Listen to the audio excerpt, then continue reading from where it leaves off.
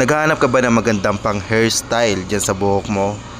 Subukan mo itong Magic Hairstyling Powder. Baka hindi mo alam trending po ito ngayon. Mas nagustuhan ko to kaysa sa mga wax. Kasi yung mga wax medyo malagkit siya sa kamay.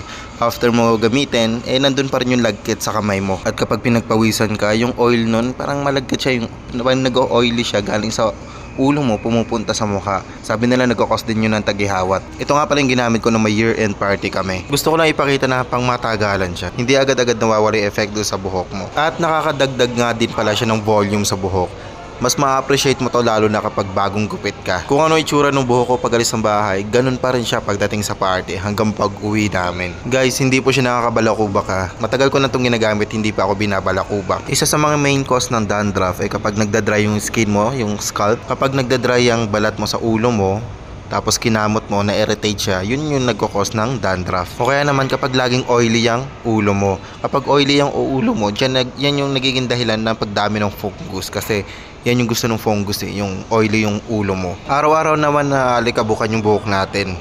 Kaya walang problema yan. Ang kailangan lang, araw-araw din tayong maligo para hindi ka magka-dandruff. Yun lang yun. Yun lang yung paraan. Kaya kung gusto mong bilhin itong Magic Hairstyling Powder, click mo na lang yung yellow basket dyan. Check out mo na yan. Available naman po yan ng COD. Kahit anong hairstyle yung gusto mong gawin dyan, pang emo, pang rockstar, bagsak lang yung buhok, pang formal, kagaya sa akin. Mukha bang formal?